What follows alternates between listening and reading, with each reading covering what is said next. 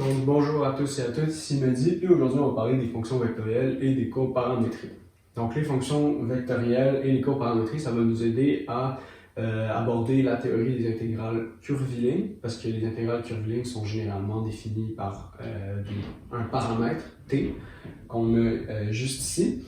Et pour les intégrales curvilignes, on a besoin de connaître la théorie sur les longueurs d'arc. Puis les longueurs d'arc, on doit définir les fonctions avec un paramètre pour être capable de calculer des longueurs de courbe dans l'espace. Donc, on va commencer par les fonctions vectorielles.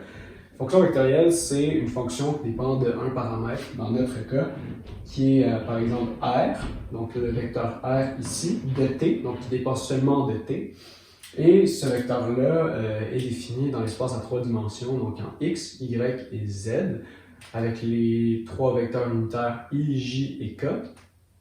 Donc si on a une fonction, si on a un vecteur qui dépend d'une variable t, ça veut dire que les vecteurs unitaires i, j, k vont aussi dépendre d'une variable t, mais qui peuvent être des fonctions différentes. Donc, par exemple, on a f de ti, g de tj et h de t, k. Donc, ça veut dire que, par exemple, je peux avoir ma fonction r de t, qui est une fonction vectorielle qui n'a absolument aucun rapport avec les équations cartésiennes qu'on connaît. Donc, c'est une fonction qui dépend d'un paramètre. Je peux dire que c'est égal à t-1 i plus ln de tj plus 3k. Donc comme ça. Donc ça serait une fonction vectorielle. Donc on a juste un paramètre. Donc si je dis t égale à r de 0, ou en fait r de 1. Donc r de 1, quand t est égal à 1, c'est quoi le vecteur qu'on obtient quand t est égal à 1? On va avoir 1 moins 1, c'est 0. Donc, on va avoir 0i. Donc, on va rien avoir. ln de 1, c'est 0 aussi. Donc, on va mettre 0j plus 3k. Ça veut dire que quand t égale à 1, donc t égale à 1, ça veut dire que notre vecteur r est égal à 3k. Puis, à l'aide de ça, on va être capable de dessiner des courbes parce que les vecteurs position vont varier en fonction de t. Là, ça, c'est assez simple pour les fonctions vectorielles. Et ces fonctions vectorielles-là, on peut aussi les dériver. Donc, on peut faire r' de t. Donc, si je dis, je veux dériver le vecteur ici, donc r' de t, je vais juste dériver toutes les fonctions qui dépendent de t devant les vecteurs unitaires. Donc, ça va être f' de t, g' de t, h' de t. Donc, c'est assez simple. Si on intègre la même chose. Maintenant, qu'est-ce qu'on a aussi? On a les courbes paramétriques qui sont à peu près similaires. Donc, on a x qui est égal à f de t, y égale g de t et z égale h de t. Ce que ça veut dire, c'est que on va avoir ça donne une courbe, dans le fond, une courbe dans l'espace qui dépend seulement de t. Et là, ce qui est différent avec les équations cartésiennes, c'est qu'on n'a pas x, y et z ne sont pas dépendants entre eux. De façon comme ça, on ne les voit pas, ils ne sont pas dépendants entre eux. Donc, on n'est pas dans les équations cartésiennes, on va avoir y égale à x. Donc, y et x sont dépendants entre eux. Mais dans ce cas-là, on a x égale une fonction de t et y égale une autre fonction de t. Ils ne sont pas dépendants directement, ils sont dépendants indirectement par le facteur t. Ben bon. Ça, on va revenir plus tard, mais l'avantage d'utiliser des courbes paramétriques, c'est qu'on peut faire des courbes qui sont beaucoup plus vastes qu'avec des fonctions qui sont dépendantes. Donc, on va commencer. Puis, en général, quand on a une courbe paramétrique, ce qu'on va avoir t qui est dans un intervalle connu. Donc, entre, par exemple, A et B. Ça veut dire que notre courbe a un début et elle a une fin. Donc, pour faire ça avec un petit exemple théorique, par exemple, j'ai le point ici. Ça c'est un point défini, donc en x, y et z. Donc, si on dit x, y, z, on peut aussi dire f de t.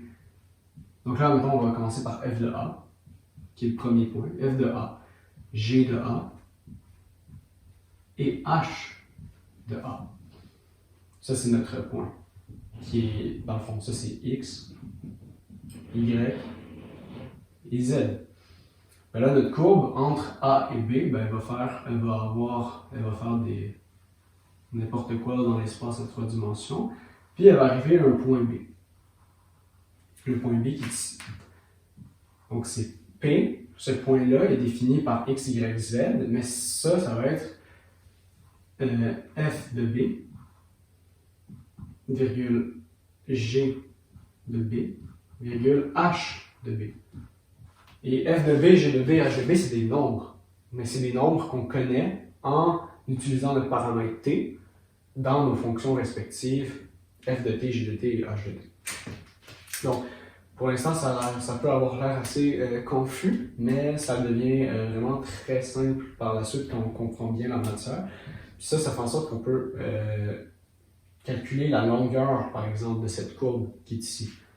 Parce qu'on a la théorie sur les longueurs de courbe qui disent que si on a un paramètre t, par exemple, alors la longueur de cette courbe, donc la longueur de la courbe, on va l'écrire, je vais l'écrire ici, ça va être.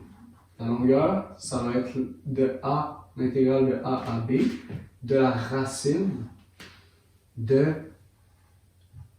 toutes ces fonctions-là sur t, dx, dt au carré, plus dy, dt au carré, plus dz, dt au carré, et tout ça par rapport à t. Donc, ça va être la longueur de notre courbe qu'on a paramétrée à l'aide de t. Et ça va être très utile, notamment en mathématiques, en ingénierie, peu importe. Et ça va être après, on va utiliser cette théorie-là pour les intégrales curvilinéaires. Donc, on va faire un petit exemple en premier sur les fonctions vectorielles.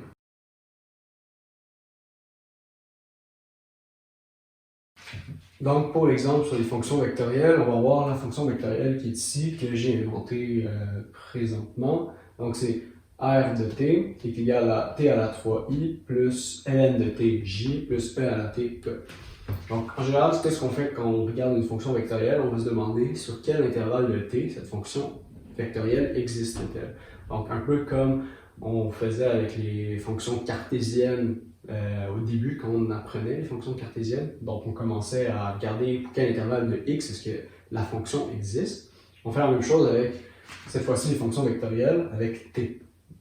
Donc là, on a t à la 3, ça cause aucun problème. Pour tous les réels, ça va donner un nombre. ln de t, par contre, ça cause problème. Parce que t ne peut pas être plus petit ou égal à 0. E à la t, ça cause pas de problème. Donc, on a une condition qui est t doit être plus grand que 0.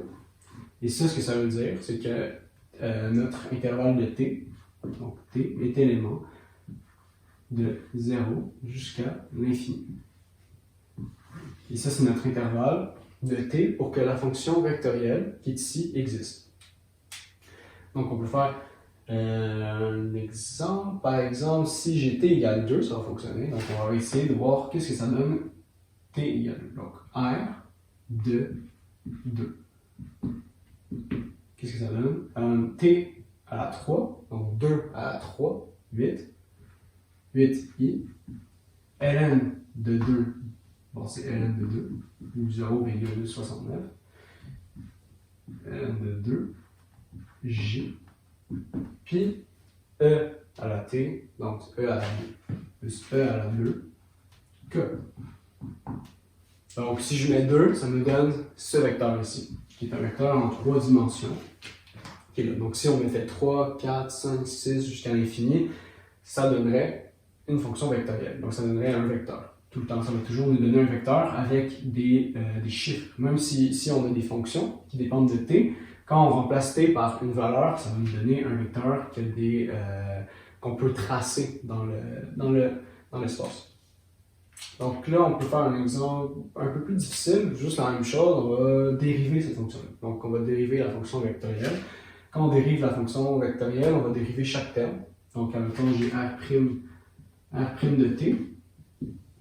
J'ai juste à dériver tous les termes. Donc, premier terme, ça va être 3t au carré i.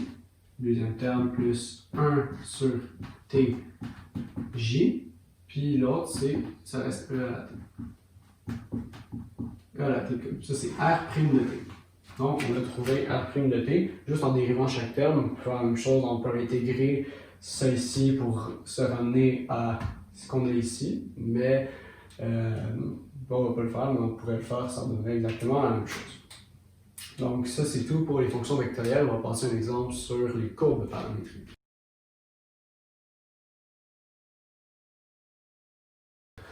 Pour l'exemple sur la courbe paramétrique, on va avoir de dessiner une courbe paramétrique qui est donc paramétrée par x égale cos de t, puis y égale sin de t. Donc ça, on a déjà une information comme quoi on travaille dans le plan et non dans l'espace, parce qu'on a juste x et y qui sont définis. Donc on va le dessiner ici. On a x égale cos de t et y égale sinus de t. Et là, l'intervalle, je vais le mettre. Ouais, je vais mettre l'intervalle que je vais choisir. Donc de 0 à 2π. T est entre 0 et 2π. Donc, qu'est-ce qu'on fait quand on a une courbe à dessiner? En général, ce qu'on va faire, c'est qu'on va essayer de trouver une équation cartésienne de cette courbe paramétrée, juste pour que ça soit plus simple à dessiner, parce que notre cerveau fonctionne plus avec des fonctions cartésiennes qu'on connaît déjà qu'avec des courbes paramétrées. Donc, ce qu'on va faire, on va tracer déjà le plan. On va commencer par le plan. X et Y. Ou sinon, on peut aussi aller en traçant des points. Donc, en plus, après, on va relier les points. Donc, si par exemple, je regarde t, quand t égale à 0, qu'est-ce qui se passe? T égale à 0, cos de t, c'est 1. Sin de 0, c'est 0. Donc, on a x égale à 1, puis y égale à 0 quand t égale à 0. Donc, on est, mettons, ici. Là, si on continue, par exemple, on va essayer pi sur 2. Donc, pi sur 2, qu'est-ce qu'on va avoir? Cos de pi sur 2, c'est 0. Et sin de pi sur 2, c'est 1. Donc, on va avoir y égale à 1, x égale à 0. Donc, on se ramasse ici. Ça, c'est quand t égale 0, t égale pi sur 2. Là, si on fait la même chose, si t égale à pi, on va se ramasser ici. Puis t égale à 3 pi sur 2, on va se ramasser ici. Donc là, il y a quelque chose qu'on remarque assez simplement. Là, on est en train de tracer un cercle. Là, on voit des cos, des sines, on a un cercle. Comment on fait pour savoir qu'on est en train de tracer un cercle? Ça va être assez simple. Si c'est quoi l'équation d'un cercle? C'est x au carré plus y au carré est égal au rayon au carré.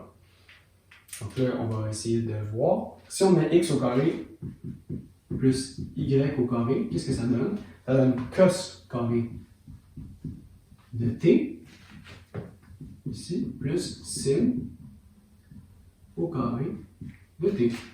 Donc là, j'ai utilisé les paramètres ici. Donc x au carré plus y au carré est égal à 1, en fait. Est égal à 1. Ça veut dire qu'on est en train de tracer un cercle de rayon 1. Puis là, ça se voit ici, parce que ici, on a 1, le rayon ici, c'est 1, 1, 1, 1. Donc, on pouvait s'en douter, mais avec une identité trigonométrique, puis nos paramètres ici, donc notre courbe paramétrique, on est capable de retrouver l'équation d'un cercle. Donc, ça nous dit, bon, ben, on est en train de tracer un cercle. Est-ce qu'on est en train de tracer un cercle complet? Ça, c'est une autre question. La réponse, c'est oui, parce que notre intervalle de t est entre 0 et 2π. Ça veut dire qu'on fait le tour du cercle, comme ça. Donc, de 0 jusqu'à 2π, donc on va revenir. Puis, ce qui est intéressant dans les courbes paramétriques, puis ça va être aussi utile de savoir quand on fait des intégrales curvilignées, c'est qu'il y a un sens à la courbe. Donc, la courbe, elle va dans un sens précis. Là, on commence ici. Là, je trace un cercle, il n'est pas très beau, là, mais on commence ici, on revient ici. Donc, on va indiquer le sens de notre courbe. On commence ici, on continue, on continue, on continue. Et notre courbe, elle tourne comme ça.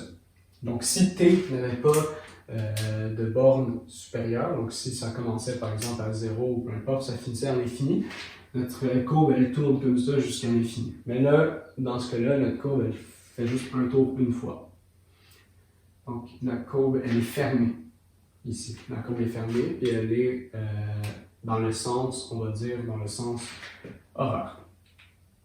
Non, excusez-moi, dans le sens anti-horaire, donc dans le sens positif. Le sens qui est ici, c'est le sens positif, donc le sens anti-horaire. Donc, ça, c'est comment on a dessiné la courbe paramétrique. Donc, j'espère que ça vous a été utile, puis on se revoit pour une autre vidéo.